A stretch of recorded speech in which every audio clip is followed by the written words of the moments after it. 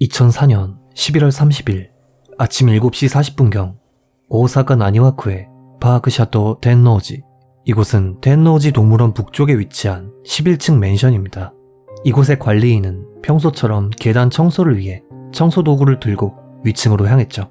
그리고 2층 계단에 피를 흘린 채 쓰러져 있는 한 여성을 발견합니다. 관리인은 깜짝 놀라 즉시 경찰에 신고했지만 발견된 여성은 이미 세상을 떠난 뒤였습니다. 경찰은 먼저 피해자의 신원을 조사했습니다. 그녀는 이 건물 5층에 살던 제1교포 손정미 씨였는데요. 부검 결과 사망 추정 시각은 30일 새벽 2시였으며 왼발이 골절되어 있었을 뿐 찔린 흔적이나 찰과상 등은 없었다고 합니다. 사인은 추락 시 충격에 의한 내장 파열로 즉사였다고 하네요. 그녀는 맨션 옥상 근처의 외부 계단에서 추락했지만 정작 발견된 장소는 계단 2층이었기 때문에 경찰은 누군가가 그녀를 높은 곳에서 떨어뜨린 후 시신을 계단에 숨긴 것으로 추정했습니다. 경찰이 누군가가 그녀를 밀어 떨어뜨렸다고 확신할 수 있었던 이유는 추락 지점에서 계단까지 약 20m 정도의 거리에 걸쳐 질질 끌고 간 듯 대량의 혈흔이 발견되었기 때문인데요. 손 씨의 옷매무새는 다소 흐트러진 모양새였고 그녀의 몸에는 범인이 남긴 이상한 흔적이 있었습니다. 시신의 검은색 스프레이로 V자를 그려둔 것이었죠. 한편 이 건물의 1층은 공용 로비이며 건물 내부에 출입하기 위해선 2층을 통과해 반드시 비밀번호를 입력해야 했기 때문에 경찰은 로비와 엘리베이터에 설치된 CCTV 영상을 분석하려 했습니다.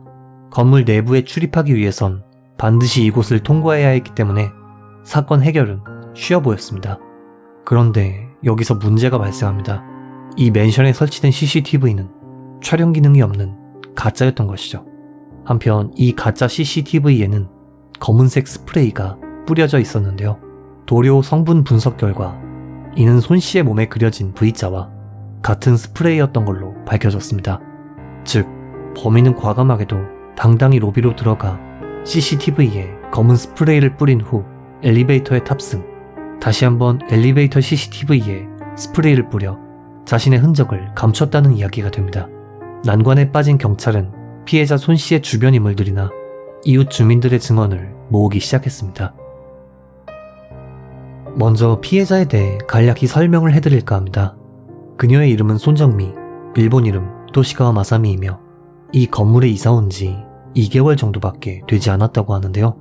평소 오사카시 추오구의 술집에서 일했으며 동거인은 없었고 가족과의 관계는 그다지 좋지 않았다고 합니다. 특이한 점으로는 왼쪽 허벅지에서 허리까지 잉어 문신이 새겨져 있었다고 하네요. 문신에 대한 일본 사회의 부정적 인식은 정말 무척 강하기 때문에 개인적으로는 뒷세계와 어느 정도 연관이 있던 인물은 아니었을까 하는 생각을 해봅니다. 경찰이 모은 주변 인물과 이웃 주민들의 증언은 다음과 같았습니다. 사건 당일 그녀는 밤 12시경 술집에서 술을 마신 후 친구의 차를 타고 새벽 1시 45분경 귀가했다고 합니다. 당시 차를 태워준 친구는 그녀가 부츠를 벗고 맨발로 있었으며 맨션에 들어설 때도 부츠를 손에 든 채 맨발로 들어갔다고 진술했습니다. 친구는 그녀를 엘리베이터까지 바래다 주었고 그녀가 올라가는 것을 확인한 후에야 집으로 돌아갔다고 하는데요. 8층 계단에선 그녀가 착용했던 귀걸이가 발견되었고 옥상으로 통하는 계단에서는 그녀가 손에 들고 있었다던 부츠가 가지런히 놓인 상태로 발견되었습니다. 또한 그녀의 방은 잠겨 있었으며 누군가가 침입한 흔적은 없었기에 경찰은 범인이 그녀가 엘리베이터에서 내리는 것을 기다리고 있었을 가능성이 높다고 추측했는데요. 건물에 사는 주민들에 따르면 비명소리나 싸우는 소리 등은 전혀 들리지 않았지만 계단의 철문을 열고 닫는 소리와 누군가가 철문을 걷어차는 소리 등은 들렸다고 증언했습니다. 그리고 공통적으로 사망 추정 시각인 사건 당일 새벽 2시경에 쿵 하는 큰 소리를 들었다는 증언은 다수 있었다고 하네요. 이 사건은 가능성이 너무도 많은 한편 정작 증거는 적어서 안타깝게도 미제 사건으로 남게 된 케이스인데요. 범인이 어떻게 손 씨를 옥상까지 데려갔는지는 알 수 없지만 그녀를 데려가는 방법엔 다양한 가능성이 존재합니다. 가령 면식범이 그녀에게 위에서 이야기 좀 하자며 불렀다거나 혹은 강도가 흉기로 위협해 데려갔을 가능성도 배제할 수 없습니다. 또한 범인이 한 명이 아니었을 가능성 역시 존재하죠.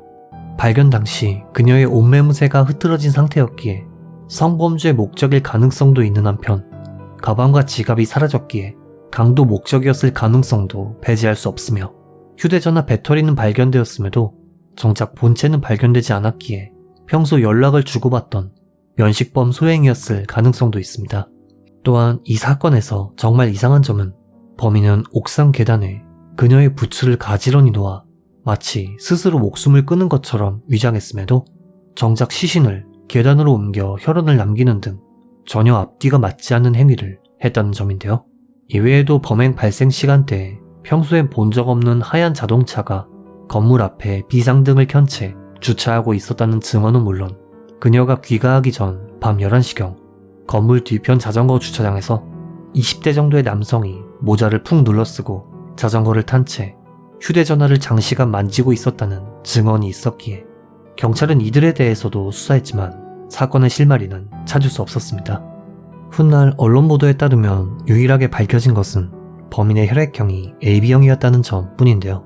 정황상 발견된 유류품이나 손 씨의 몸에서 범인의 체액이 발견된 것으로 추정됩니다. 사건 발생으로부터 벌써 19년이라는 시간이 흘렀지만 사건의 행방은 여전히 오리무중입니다. 과연 범인은 누구였으며 그가 스프레이로 남긴 마크의 의미는 무엇이었던 걸까요? 이번 영상 어떻게 보셨는지요? 피해자의 명복과 더불어 하루빨리 범인이 검거되길 빌며 영상을 마칩니다. 규미사였습니다.